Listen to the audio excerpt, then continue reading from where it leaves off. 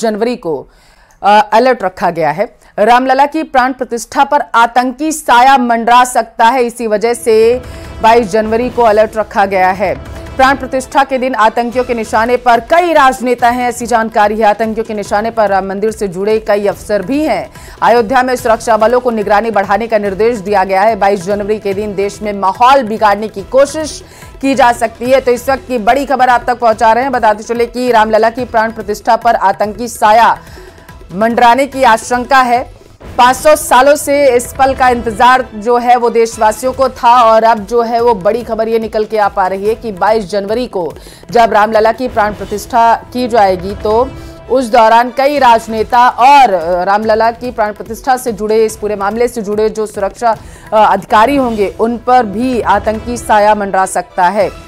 देश में माहौल को बिगाड़ने की कोशिश, जो शांति व्यवस्था है उसे अस्थिर करने की कोशिश आतंकी कर सकते हैं, ऐसी संभावनाएं जो हैं वो जताई जा रही हैं। राम मंदिर प्राण प्रतिष्ठा को लेकर सियासत भी जमकर हो रही है। कांग्रेस पार्टी ने रामलला के प्राण प्रतिष्ठा का न्योता अस्वीकार कर दिया। कांग्रेस ने साफ कर दिया है कि 22 जनवरी को सोनिया गांधी और मल्लिकार्जुन खड़गे समेत कांग्रेस का कोई भी नेता अयोध्या नहीं जाएगा। इसके साथ ही कांग्रेस और राम मंदिर के कार्यक्रम को बीजेपी और संघ का कार्यक्रम बताया गया। बीजेपी पर चुनावी एजेंडे के तहत मंदिर का उद्घाटन करने का आरोप।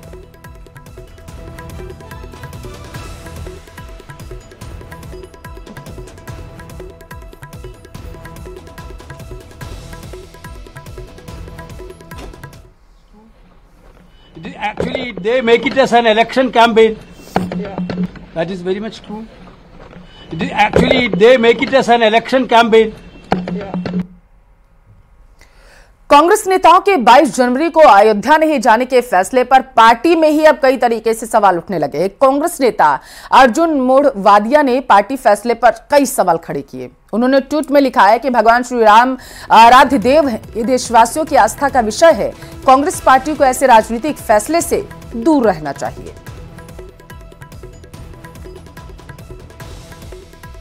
तो प्राण प्रतिष्ठा का निमंत्रण ठुकराने पर अब कांग्रेस के खेमे में ही दो धड़े होते हुए नजर आ रहे हैं।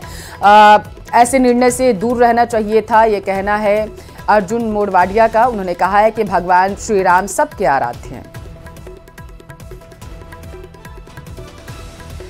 और दूसरी तरफ केंद्रीय मंत्री अनुराग ठाकुर ने कांग्रेस पर प्रहार किया है और कहा है कि जनता कांग्रेस का बॉयकॉट करेगी। और चेहरा कभी नहीं बदल सकता। ये वही कांग्रेस है जिसने भगवान राम को काल्पनिक बताया था। ये वही कांग्रेस है फिर बाबरी मस्जिद बनाने की बात कही थी। ये वही कांग्रेस है जिसने वकीलों रामलला के केस में हराने के लिए खड़ी कर दी थी। ये वही कांग्रेस है जो बार बार राम के नाम पर आलोचना करती है। ये वही कांग्रेस है जो राम सेतु से लेके अन्य बातों पर भी विरोध ही करती आई है। इसमें कुछ भी नया नहीं है। मैं इतना ही कहूँगा, आज कांग्रेस ने अगर प्राण प्रतिष्ठा की समारोह की बाइकॉट किया है तो साफ दिखता है कि हिंदुस्तान की जनता भी आने वाले समय में इनका बाइकॉट ही करने वाली है।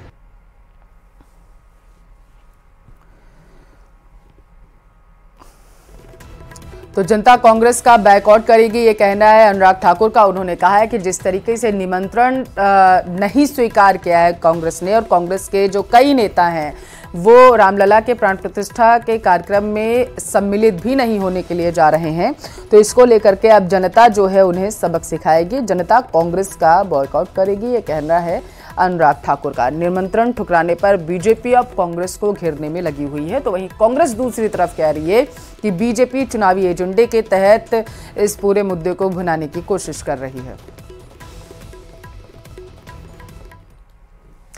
राम मंदिर का निमंत्रण स्वीकार नहीं कर कांग्रेस ने एक नई बहस छेड़ दी। कांग्रेस के अंदर ही इस फैसले का विरोध होने लगा, तो इसी बहाने बीजेपी पर भी सवाल खड़े किए जाने लगे हैं। राम मंदिर और भगवान राम सबके हैं। कांग्रेस हिंदू विरोधी पार्टी नहीं है, कांग्रेस राम विरोधी नहीं है। ये कुछ लोग हैं जिन्होंने इस तरह का फैसला कराने में भूमिका अदा की है। इस फैसले से करोड़ों कांग्रेस के कार्यकर्ताओं का दिल टूटा है। भगवान श्री राम के मंदिर में के निमंत्रण को स्वीकार ना करना ये बहुत दुखद है, ये बहुत पीड़ादायक है, ये बहुत कष्टदायक है। राम मंदिर बन रहा है हमारे लोगों के चंदे से, हम लोगों ने सबने चंदा दिया है और हमारी ये घोर आपत्ति है कि अपमानित किया जा रहा है हमारे शंकराचार्य जी को, हमारे रामनंदी संप्रदाय को अपमानित किया जा रहा है। विश्व हिंदू परिषद ने कौन सा ठेका ले लिया धर्म का? ये चंपत राय क्या है? विश्व हिंदू परिषद के एक प्रचारक हैं और जिन्होंने की जमीन का घोटाला किया है, ऐसे व्यक्ति को उन्होंने प्रमुख बनाया हुआ है। रामलला के प्राण प्रतिष्ठा का निमंत्रण स्वीकार नहीं कर कांग्रेस बीजेपी के अब निशाने पर आ चुकी है। वहीं आचार्य सत्येंद्र दास ने कांग्रेस पार्टी पर सियासत करने का आरोप लगाया है। राम मंदिर में प्राण प्रतिष्ठा के निमंत्रण को अस्वीकार करना भारत की पहचान को अस्वीकार करना है, भारतीय संस्कृति को अस्वीकार करना है और इसीलिए तो कांग्रेस कहीं की नहीं रही। अस्वीकार कर दिया उनको। वो जब जहां आना है और जिस प्रभु के कार्यक्रम में आना है उनको पहले नकारे हैं कि वहाँ भगवान का कोई अस्तित्व नहीं है। अब ऐसी स्थिति में आएंगे तो लोग पूछेंगे कि आखिर गए आप और जब अस्तित्व नहीं है तो आप किसको देखने गए थे, किसका दर्शन करने गए थे? इसलिए उनको और शर्मिंदा होना पड़ेगा। तो शर्मिंदा न हो इसीलिए पहले कह दिया और आरोप लगा दिया कि वो राजनीति के कारण, सत्ता के लिए कारण यह अनुष्ठान कर रहे हैं। अयोध्या में श्री राम जन्मभूमि प्राण प्रतिष्ठा समारोह के मौके पर अजमेर में 100 अरब हस्तलिखित श्री राम नाम महामंत्र परिक्रमा महोत्सव का आयोजन 14 जनवरी मकर संक्रांति से होगा। आजाद पार्क में सजी अयोध्या नगरी में यह 9 दिवसीय महोत्सव 22 जनवरी तक चलेगा। रोजाना सुबह 8 से शाम 8 बजे तक परिक्रमा के साथ ही विभिन्न धार्मिक कार्यक्रम भी होंगे। कार्यक्रम संयोजक कमल प्रकाश कृष्णानी का कहना है कि 12 जनवरी को सुबह 10 बजे परिक्रमा स्थल पर संत महात्माओं के साथ आनंद अरोड़ा की अध्यक्षता में भूमि पूजन किया जाएगा और धर्म ध्वजा की स्थापना की जाएगी। अजमेर में एक भव्य आयोजन होने जा रहा है। ये भव्य आयोजन है अयोध्या में जो रामलला की जो मूर्ति की प्राण प्रतिष्ठा का जो कार्यक्रम उपस्थित होने वाला है, उसी उपलक्ष्य में अजमेर में 100 अरब हस्तलिखित राम नाम परिक्रमा का आयोजन किया जा रहा है। 14 तारीख को प्रारंभ होगा। 14 तारीख से लेकर 22 तारीख तक नियमित रोजाना यहाँ पे कार्यक्रम आयोजित किए जाएंगे। अबू धाबी में पहला भव्य हिंदू मंदिर लगभग बनकर तैयार है, जिसका वीडियो सामने आ चुका है। अब सिर्फ फाइनल टच देना बाकी है। मंदिर को बनाने के लिए सैकड़ों मजदूरों ने दिन रात काम कर इसे भव्य बनाया है। मंदिर में बेहतरीन नक्काशी बनाई गई है। अरब मुल्कों का यह सबसे बड़ा और भव्य मंदिर है। पीएम मोदी 14 फरवरी को अबू धाबी में हिंदू मंदिर के उद्घाटन समारोह में शामिल हो सकते हैं, ऐसी संभावना है। मंदिर का निर्माण कर रही संस्था बीपीएस के स्वामी ईश्वर चरण दास और स्वामी ब्रह्म बिहारी दास ने नरेंद्र मोदी को मंदिर उद्घाटन के लिए निमंत्रण दिया था। मुस्लिम यूएई की राजधानी अबू धाबी में बन रहा यह पहला इतना बड़ा हिंदू मंदिर है। यह अयोध्या के मंदिर की तरह ही काफी भव्य और शानदार है। यह मंदिर तकरीबन 55,000 वर्ग मीटर में बना है और इसे भारतीय कारीगरों ने तराशा है। अजमेर उत्तर से 5 बार के विधायक और विधानसभा अध्यक्ष वासुदेव देवनानी ने अपने जन्मदिन पर गरीबों और बेसहारों को कंबल बांटा है। इस दौरान देवनानी देर रात शहर के अलग अलग स्थानों पर पहुंचे और जरूरतमंद लोगों को कंबल दिए। साथ ही जन्मदिन के दिन विधायक कई कार्यक्रमों में व्यस्त रहे। गौशाला का दौरा कर गायों को चारा खिलाने और अनाथ बच्चों के साथ भजन भी किया है। इस दौरान शहर के बीजेपी कार्यकर्ताओं ने उनका जन्मदिन हर्षोल्लास से मनाया। दौसा में एक बार फिर से गौ तस्करी का मामला सामने आया है। दौसा कलेक्ट्रेट के पास ही परिवहन विभाग की ओर से नाकेबंदी लगाई जा रही थी, जिसमें जयपुर से अलवर की ओर जा रहे एक ट्रक ने परिवहन विभाग की नाकेबंदी तोड़ फरार होने की कोशिश की, जिसके बाद पुलिस को ट्रक का पीछा करने पर तकरीबन 8 किलोमीटर दूर जो है वो इंटरचेंज पर गौवंश से भरा ट्रक मिला है। अंधेरे का फायदा उठाकर आरोपी चालक मौके से फरार होने में कामयाब रहे। बताते चले कि ट्रक में कुल 25 गौवंश थे, जिसके बाद पुलिस ने आरोपियों की तलाश शुरू कर दी। ये ट्रक आज सुबह करीब 4:30 बजे के आसपास परिवहन विभाग द्वारा कलेक्ट्रेट पे चेकिंग के दौरान रुकवाया गया था। नहीं रुकने पर डिवाइडर तोड़ के जाने पे उन्होंने पीछा किया, दाना के बंद के पास जाकर के ट्रक को पकड़ा। ट्रक चालक व इसमें जो सवार लोग थे वो उतर करके रात को अंधेरा का फायदा उठा करके भाग गए। परिवहन विभाग द्वारा ट्रक को वापस आरटीओ ऑफिस लाया गया, चेक किया गया तो इसमें करीब 25 के आसपास गायें भरी हुई है।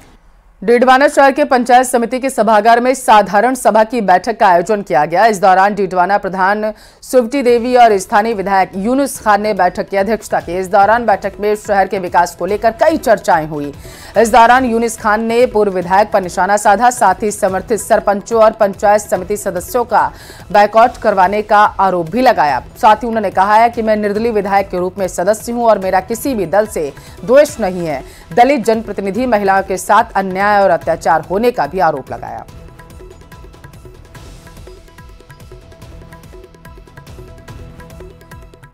टोंक का रुख करेंगे, जहां से बड़ी खबर है। सोनवा में पेट्रोल पंप पर चोरी हुई है। तकरीबन 1 लाख रुपए चोर चुरा ले गए। 5 नकाबपोश बदमाशों ने वारदात को अंजाम दिया। मेहंदवास थाना इलाके के सोनवा रोड की घटना है। 2 बाइक पर सवार होकर आए थे बदमाश, ऐसी जानकारी है। पूरी घटना सीसीटीवी में कैद हो चुकी है। तलाश की जा रही आरोपियों की। तो मेहंदवास थाना इलाके की यह घटना है। बताया जा रहा है कि सोनवा में पेट्रोल पंप पर चोरों ने चोरी की वारदात को अंजाम दिया। चोर जो थे वो बाइक पर सवार होकर आए।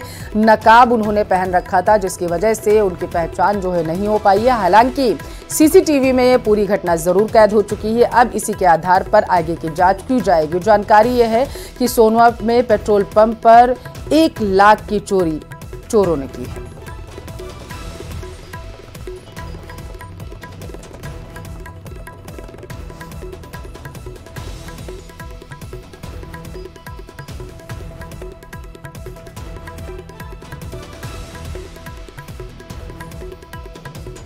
सोनवा में पेट्रोल पंप पर चोरी की घटना को आरोपियों ने अंजाम दिया है। तकरीबन 1 लाख रुपए उड़ाकर जो आरोपी थे वो फरार हो चुके हैं। बताते चले कि नकाबपोश बदमाश जो थे वो बाइक पर सवार होकर आए थे। 5 नकाबपोश बदमाशों ने इस वारदात को अंजाम दिया है, ऐसी जानकारी सामने निकलकर आ पा रही है। मेहंदवास थाना इलाके के सोनवा रोड की यह घटना है, जहां पर बाइक सवार बदमाशों ने चोरी की वारदात को अंजाम दिया। तस्वीरें आपको दिखा रहे हैं, देखिए ये नकाबपोश बदमाश हैं जो पास ही में लगे सीसीटीवी में कैद हो गए थे। इन्होंने सोनवा में पेट्रोल पंप पर 1 लाख से ज्यादा की चोरी की। ज्यादा जानकारी के साथ संवाददाता टेलीफोन लाइन पर दौलत जुड़ चुके हैं। दौलत, जांच कहां तक पहुंची, पता चल पाया बदमाश कौन है? संपर्क टूट गया है अपरिहार्य कारणों की वजह से। फिलहाल आपको बताते चले कि सोनवा में इस घटना को आरोपियों ने अंजाम दिया है। तस्वीरों में आप देख सकते हैं फेस को पूरा कवर किया है आरोपियों ने, जिसकी वजह से पहचान होना मुश्किल हो गया है। हालांकि जांच जारी है। सीकर के शेखावटी में लगातार सर्दी का सितम जारी है। जिले के फतेहपुर मौसम केंद्र पर तापमान -1.7 डिग्री दर्ज किया गया। इस सीजन में पहली बार जिले का तापमान जो है वो माइनस में है। वहीं मौसम विभाग की माने तो आने वाले कुछ दिनों में तापमान में लगातार गिरावट का दौर जारी रहेगा। साथ ही ठंड में अब किसानों की भी टेंशन बढ़ चुकी है। किसानों का कहना है कि ठंडे मौसम के चलते सब्जियों की फसलों को काफी नुकसान होगा। उधर चूरू में बर्फानी सर्दी का सितम जारी है। शीतलहर के कारण यहां एक ही दिन में पारा 5 डिग्री से नीचे गिर चुका है। मौसम विज्ञान केंद्र ने यहां 1 डिग्री न्यूनतम तापमान दर्ज किया, जो इस सीजन का अब तक का सबसे कम तापमान है। हालात यह है कि यहां फसलों पर ओस की बूंदें और बर्तनों में रखा पानी जमकर बर्फ बन गया। आसमान पूरी तरीके से साफ रहने और उत्तरी हवाओं की बदौलत जमाव बिंदु की तरफ पारा लुढ़क रहा है। सर्दी का आलम यह रहा है कि धूप के बावजूद भी हाथ पांवों में गलन व ठिठुरन होती रही है। कड़ाके की सर्दी और शीतलहर ने जनजीवन अस्त व्यस्त कर दिया। उदयपुर में 3 दिवसीय plein air water colour art camp city of lakes का आगाज हो चुका है। आर्ट कैंप में वाटर कलर के प्रसिद्ध आर्टिस्ट पुणे के मिलिंद मलिक समेत देश भर से 16 आर्टिस्ट इसमें शामिल हुए हैं। बताते चले कैंप में पहले दिन आर्टिस्टों ने बागोर की हवेली, हनुमान घाट सहित शहर के कई मॉन्यूमेंट्स को कागज पर उकेरा है। इस दौरान बड़ी संख्या में कला प्रेमी कैंप में पहुंचे हुए थे। कार्यक्रम के निदेशक जो थे उन्होंने बताया है कि दूसरे दिन सहस्त्रबाहु मंदिर नागदा, सहेलियों की बाड़ी और तीसरे दिन शिल्पग्राम में कलाकार अपनी कलाकृतियां बनाएंगे।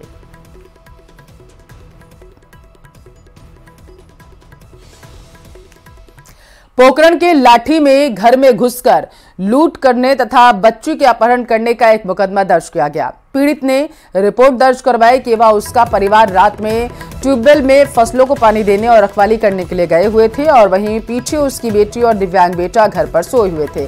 सुबह 3 से 4 बजे 1 दर्जन लोग घर में लूट करने के लिए पहुंचे। उन्होंने घर में ताले तोड़कर 5 लाख रुपए नगद, 20 तोला सोना, 40 तोला चांदी के आभूषण चुरा ले गए। उनकी बेटी के विरोध करने पर उन्होंने पुत्री के साथ मारपीट की और उसको उठाकर ले गए। साथ ही भाई को बेहोशी की दवा उन्होंने सुझा दी। सुबह जब वह घर पहुंचे तो घर का सामान बिखरा हुआ था। लूट के साथ साथ उसकी बच्ची का भी अपहरण किया गया है, जिस पर लाठी थाना पुलिस अब मामले की जांच कर रही है।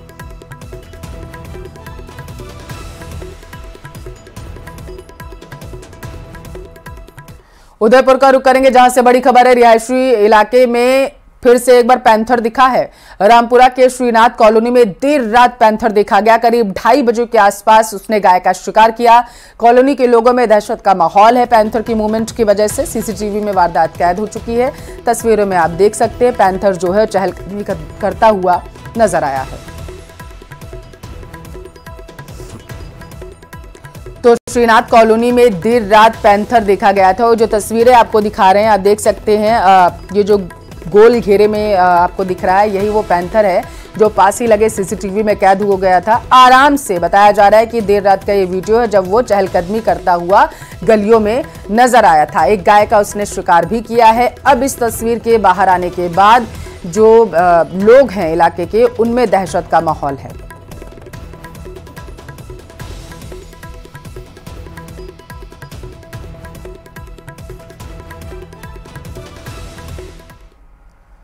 श्रीगंगानगर जिला सुबह से ही घने कोहरे की चादर में है। मौसम विभाग ने पहले ही श्रीगंगानगर में कोहरे और कोल्ड डे का येलो अलर्ट जारी किया था, जिसका खासा असर भी देखा जा रहा है। घने कोहरे की वजह से विजिबिलिटी घटी है, जिसके कारण सड़कों पर वाहनों की रफ्तार धीमी है।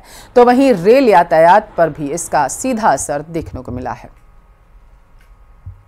राजस्थान के सरहदी जिले श्री गंगानगर में मौसम विभाग के द्वारा आज घने कोहरे के साथ साथ कोल्ड डे का येलो अलर्ट जारी किया गया है, जो सही साबित होता हुआ भी दिखाई दे रहा है। अभी इस समय हम श्री गंगानगर के रेलवे स्टेशन पर मौजूद है। हम आपको यहाँ की तस्वीरें दिखाएं तो आप ये देखिए, समूचा श्री गंगानगर रेलवे स्टेशन इस समय घने कोहरे की चादर में लिपटा हुआ है। न केवल रेलवे स्टेशन बल्कि हम कहें कि श्री गंगानगर जिला ही घने कोहरे की आगोश में डूबा हुआ है, तो ये बात बिल्कुल ठीक रहेगी, क्योंकि आज जिस तरह से घना कोहरा दिखा जा रहा है उससे एक अंदाजा लगाया जा सकता है कि ग्रामीण क्षेत्रों में ये कोहरा और कितना घना होगा। और साथ ही साथ विजिबिलिटी किस हद तक प्रभावित हुई है। सड़कों पर विजिबिलिटी लगभग 0 होने की वजह से यातायात काफ़ी प्रभावित हो रहा है। वाहन चालकों को अच्छी खासी परेशानियां हो रही हैं और या यूँ कहें कि हम वाहनों की जो रफ्तार है वो बिल्कुल इस कोहरे ने रोक सी दी है। हालांकि न केवल सड़कों पर बल्कि रेल यातायात पर भी इस घने कोहरे का काफ़ी असर पड़ रहा है। न केवल उत्तरी राजस्थान में बल्कि जिस तरह से उत्तरी भारत में दिल्ली की बात करें, हम पंजाब की बात करें, हरियाणा में बात करें, तो यहाँ पर इस समय हार्ड कपकपा देने वाली ठंड के साथ साथ जिस तरह से घना कोहरा पड़ रहा है उससे रेल यातायात भी अच्छा खासा प्रभावित हो रहा है। श्री गंगानगर से अंबाला जाने वाली ट्रेन को रेलवे प्रशासन के द्वारा 1 दिसंबर से 29 फरवरी तक के लिए पहले ही कैंसिल कर दिया गया है। तो वहीं दिल्ली, कोटा, पंजाब, झालावाड़ से आने जाने वाली ट्रेनों का संचालन भी अच्छा खासा प्रभावित हुआ है। कुछ देर पहले ही दिल्ली से चलकर गंगानगर आने वाली तिलक ब्रिज एक्सप्रेस पहुंची है, यानी कि वो अपने निर्धारित समय से तकरीबन 1 घंटा 20 मिनट की देरी से गंगानगर पहुंची है। तो ऐसे में अंदाजा लगाया जा सकता है कि इस समय श्री गंगानगर जिले में सर्दी का जो ट्रिपल अटैक है, दिनों रात के तापमान में गिरावट है, हल्की ठंडी हवाएं चल रही हैं और साथ ही साथ में ऊपर से घना कोहरा कहीं ना कहीं श्री गंगानगर वासियों की मुश्किलें बढ़ा रहा है। हालांकि मौसम विभाग के मुताबिक और कृषि विभाग के मुताबिक ये मौसम अभी तक तो खेतों में खड़ी रबी की फसलों के लिए काफ़ी फायदेमंद है, लेकिन आने वाले दिनों में यदि ये ठंडी हवाएं थोड़ी तेज़ होती हैं या पारा और ज़्यादा गिरता है या जमाव बिंदु की तरफ बढ़ता है तो निश्चित है कि सरसों की फसल के लिए नुकसानदायक हो सकता है। साथ ही साथ एहतियातन प्रशासन ने 5वीं तक के बच्चों की स्कूलों की छुट्टियां 11 जनवरी तक की हुई है और आंगनबाड़ी वाले बच्चों की भी 13 जनवरी तक छुट्टी की हुई है। तो ऐसे में न्यूज़ 18 अपने सभी दर्शकों से अपील करता है कि यदि वो इस घने कोहरे के दौरान अपनी गाड़ी ड्राइव कर रहे हैं तो अपनी गाड़ी की हेडलाइट और फॉगलाइट आवश्यक रूप से ऑन रखें और अपनी गाड़ी की रफ्तार पर भी काबू करके रखें ताकि घटी हुई विजिबिलिटी के कारण होने वाले हादसे को टाला जा सके। अशोक शर्मा, न्यूज़ 18 श्री गंगानगर। चित्तौड़गढ़ के बेंगू गैंगरेप के बाद 13 साल की नाबालिग बच्ची ने जहर खाकर अपनी जान दे दी। नाबालिग ने गैंगरेप और अश्लील फोटो वायरल करने की धमकियों से परेशान होकर अपनी जान दी है। दरअसल बच्ची की सुसाइड के बाद परिजनों ने मृतक के फोन की जांच की, जिसमें अश्लील वीडियो और ब्लैकमेल करने के सबूत मिले, जिसके आधार पर पुलिस ने 5 आरोपियों के खिलाफ गैंगरेप का मुकदमा दर्ज किया। पुलिस ने सीसीटीवी के आधार पर 5 आरोपियों के खिलाफ अपहरण, ब्लैकमेल, गैंगरेप और आत्महत्या के लिए उकसाने का आरोप दर्ज कर लिया है। साथ ही आरोपियों की गिरफ्तारी के लिए टीम का भी गठन किया गया।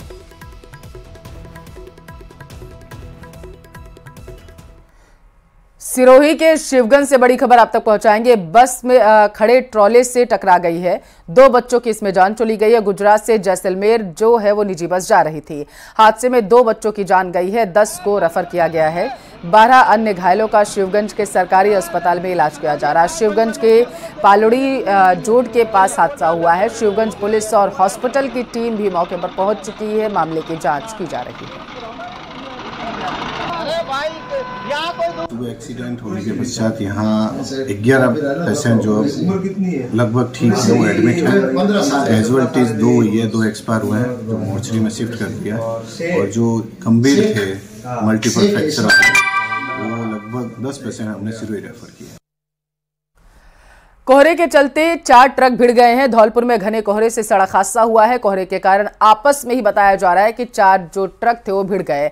आगे चल रहे ट्रक ने धुंध के कारण ब्रेक लगा दिया था। पीछे चल रहे 3 ट्रकों ने भी जो है वो टक्कर मार दी है। आगरा से ग्वालियर की ओर जा रहे थे सभी ट्रक। हादसे में घायल शख्स को अस्पताल में भर्ती करा दिया गया है।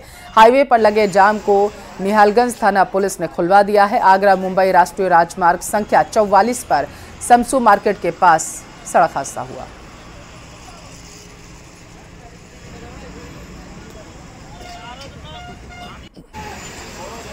तो धौलपुर की ये घटना आपको बता रहे हैं, जहां पर कोहरे की वजह से हादसा हुआ। बताया जा रहा है कि सबसे आगे चल रहे ट्रक ने, क्योंकि धुंध ज़्यादा थी, विजिबिलिटी कम थी, आगे कुछ दिखाई नहीं दिया, इसकी वजह से उसने ब्रेक मार दिया और जिसके बाद उनके पीछे जो ट्रक बाकी चल रहे थे वो एक के ऊपर एक आपस में टकरा गए। तस्वीरों में आप देख सकते हैं कि ट्रकों का आगे का जो हिस्सा वो पूरी तरीके से क्षतिग्रस्त हो चुका है। ये भीषण सड़क हादसे में जो लोग घायल हुए हैं उन्हें इलाज के लिए अस्पताल में भर्ती करा दिया गया है। बताया जा रहा है कि ग्वालियर की तरफ धौलपुर के रहने वाले थे और ग्वालियर की तरफ ये जो ट्रक थे वो जा रहे थे, ऐसी जानकारी सामने निकलकर आ पाई है। आगरा से ये बस चले थे जिन्हें ग्वालियर जाना था।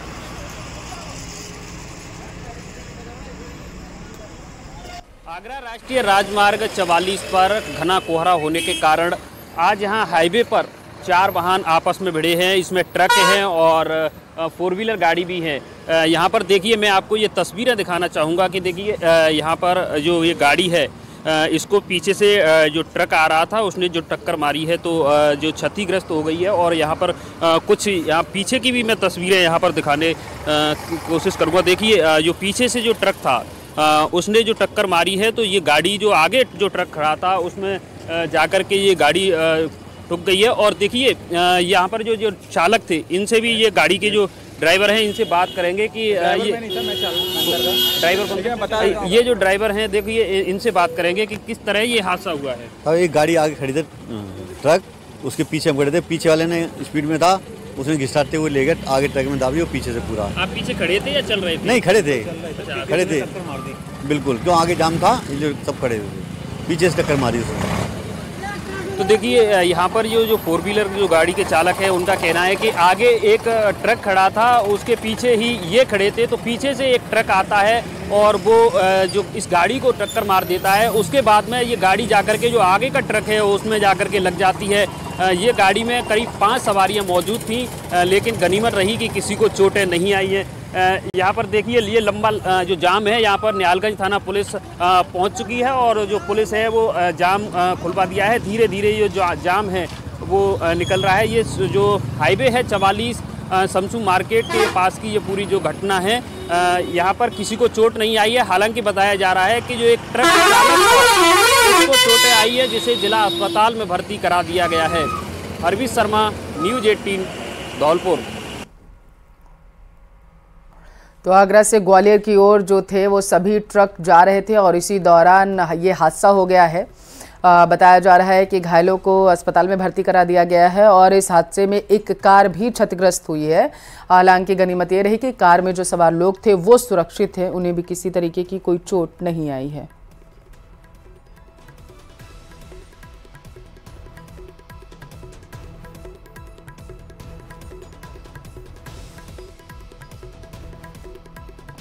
तो ग्वालियर की ओर से ये ग्वालियर की तरफ ये ट्रक जा रहे थे। बताया जा रहा है कि धौलपुर में घना कोहरा था और इसी दौरान ये हादसा हुआ। चलिए भीलवाड़ा का रुख करेंगे, जहां से बड़ी खबर है। युवती का गला काटकर हत्या की गई है। कॉलेज छात्रा के घर में हत्या हुई है। शंभूगढ़ थाना क्षेत्र के बरसनी गांव की यह घटना बताई जा रही है। आसपास के इलाके में दहशत का माहौल हो गया है इस हत्या की वजह से। मौके पर पुलिस के आला अधिकारी पहुंच चुके हैं। डॉग स्क्वाड और एफएसएल टीम भी मौके पर मौजूद है। बीए प्रथम वर्ष की छात्रा है मृतक का जो है वो, और घर के आगे वाले हिस्से के कमरे में ही अनु की लाश मिली है, ऐसी जानकारी है। पुलिस ने पूरे मामले की जांच शुरू कर दी है। तो बड़ी खबर आप तक पहुंचा रहे हैं। भीलवाड़ा से बड़ी खबर है, जहां पर युवती का गला रेतकर हत्या कर दी गई है और इस हत्या के बाद इलाके में हड़कंप मच चुका है। लोगों में दहशत का माहौल है। बताया जा रहा है कि युवती का घर में ही उसी के कमरे में गला रेतकर हत्या को अंजाम दिया गया है। शंभूगढ़ थाना क्षेत्र के बरसनी गांव की यह घटना है, जहां पर बरसनी गांव में जैसे ही इस हत्या के बारे में लोगों को जानकारी लगी तो हड़कंप मच गया। लोग दहशत में आ गए जिस तरीके से इस हत्याकांड को अंजाम दिया गया। ज्यादा जानकारी के साथ संवाददाता टेलीफोन लाइन पर राहुल कौशिक जुड़ चुके हैं। राहुल, कौन थी ये युवती और ये घटना कितनी देर पहले की है, जरा बताइए। जी, ये सुबह की घटना सामने आई है। शंभूगढ़ थाना में सूचना मिलती है और सूचना के बाद पुलिस वहां पे पहुंचती है। जिला पुलिस अधीक्षक वहां पहुंचते हैं और भी आला अधिकारी वहां पे मौके पे पहुंचते हैं। युवती अपने घर में थी और उसका गला रेतकर हत्या कर दी जाती है। घर के आगे वाले कमरे में युवती की लाश मिलती है। उसके पीछे जो कमरा है उसमें बाकी परिवार रहता है और इसके लाश मिलने के बाद कहीं ना कहीं पूरे आसपास के क्षेत्र में दहशत का माहौल बन गया और लोगों में सनसनी फैल गई और पुलिस ने मौके पे डॉग स्क्वाड को भी बुलाया है, एफएसएल टीम को भी बुलाया है। पुलिस बारीकी से इस मामले की जांच कर रही है ताकि इसकी तह तक जाया जा सके। परिवारजनों से भी पूछताछ चल रही है, आसपास के लोगों से भी पूछताछ चल रही है ताकि पता लगाया जा सके ये घटनाक्रम कैसे हुआ है। जी,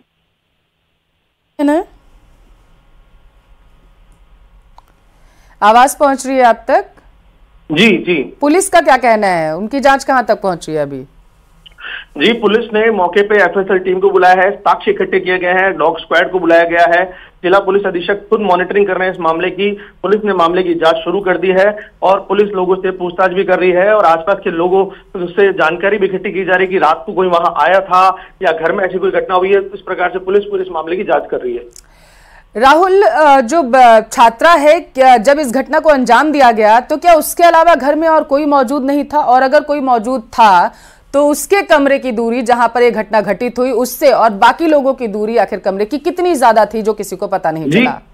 घर एक तरीके से एक आगे वाला जो कमरा है जिसमें छात्रा रहती है, उसके पीछे उसके माता पिता रहते हैं, उसके पीछे और एक और कमरा है जहां उसके परिवारजन रहते हैं। अलग अलग 3-4 कमरे बने हुए हैं। तो छात्रा अपने कमरे में थी जब ये घटनाक्रम हुआ। सुबह का जल्दी का समय बताया जा रहा है, तो हो सकता है कि कहीं ना कहीं परिवार वालों को पता नहीं चला हो और वो अभी इसी स्थिति में नहीं है कुछ भी बताने के। पुलिस ने उनसे पूछने जानकारी इकट्ठी करने की कोशिश भी की है पर उनके घर में गमगीन माहौल है तो कुछ बता नहीं पा रहे हैं। पर ये परिवार से उसी घर में एक अलग कमरे में छात्रा की लाश मिली है। छात्रा किस चीज की पढ़ाई कर रही थी और क्या उसके दोस्तों से भी पूछताछ की जाएगी कि कहीं उसकी किसी से अनबन तो नहीं हुई होगी कॉलेज में? छात्रा बीए प्रथम वर्ष की छात्रा है और सबसे बड़ी जो चुनौती पुलिस के सामने यही है कि ये घटनाक्रम कैसे हुआ है। इसलिए एफएसएल टीम को सबसे पहले बुलाया गया है ताकि साक्ष्य इकट्ठी किया जा सके। आसपास पुलिस टेक्निकल पार्ट से भी कर रही है कि कोई सीसीटीवी फुटेज लगा हाथ में लगे और घर वालों से भी पूछताछ की जा रही है। पर अभी जो घटनाक्रम सामने हुआ है घर वाले कुछ कहने की स्थिति में नहीं है, इसलिए पुलिस के लिए कहीं ना कहीं एक बड़ी चुनौती बनता जाएगा। जाहिर सी बात है राहुल, उनकी बच्ची की हत्या की गई है तो बेसुध होंगे परिजन अभी। राहुल, जरा ये बताइएगा कि जहां पर इस घटना को अंजाम दिया गया तो क्या ये ऐसा इलाका है कि वहां पर सीसीटीवी लगे होंगे या फिर नहीं? जी, यही टेक्निकल पार्ट है पुलिस के लिए, यही कहीं ना कहीं चुनौती बना हुआ है। पुलिस वही सारी चीजों को देखते हुए चल रही है कि कहीं उस रास्ते में या आसपास के क्षेत्र में जहां पे जो कोई सीसीटीवी लगा हो या फिर कोई व्यक्ति हो जो वहां से निकला हो, या आसपास के जो आस पड़ोस है, जो आसपास के लोग हैं, उनसे पूछताछ की जा रही है कि इसकी कोई आवाजाही हुई या कोई ऐसा संदिग्ध व्यक्ति दिखा हो। डॉग स्क्वाड को भी इसलिए बुलाया गया है, डॉग स्क्वाड भी आसपास घर के जो है पूरी टीम घूम रही है, और एफएसएल टीम को भी इसलिए बुलाया गया है ताकि सारे साक्ष्य जुटाए जा सके, ताकि एक एंगल पकड़ के पुलिस कहीं ना कहीं कार्रवाई जो अंजाम दी गई घटना को इसका खुलासा कर सके। पता चल पाया कि किस हथियार का इस्तेमाल किया गया है युवती का गला रेतने में? इसके साथ ये भी बताइएगा कि छात्रा को मृत अवस्था में सबसे पहले परिजनों में से किसने देखा, जो पुलिस को सूचना दी गई? जी, धारदार हथियार से एक पूरा घटनाक्रम को अंजाम दिया गया है, और परिवारजन ने जैसे ही छात्रा को देखा तो सबसे पहले पुलिस को सूचना दी गई। वहां पे हड़कंप मच गई। मौके पे शंभूगढ़ थाना पुलिस पहुंचती है, और कहीं ना कहीं तो मामले की सेंसिटिव को देखते हुए जिला पुलिस अधीक्षक भी मौके पे पहुंचते हैं, आला अधिकारी मौके पे पहुंचते हैं और इस घटना की जांच शुरू कर देते हैं। पोस्टमार्टम के लिए शव भेज दिया गया है? जी, अभी शव वही है, क्योंकि बारीकी से जांच हो रही है हर चीज की, और शव को हाल फिलहाल जो है वहां की जो मोर्चरी है वहां रखवा दिया गया है, और डॉग स्क्वाड और एफएसएल टीम ने साक्ष्य इकट्ठे कर लिए। बहुत शुक्रिया राहुल, नजर बनाए रखिएगा। फिलहाल के लिए शुक्रिया जानकारी के लिए।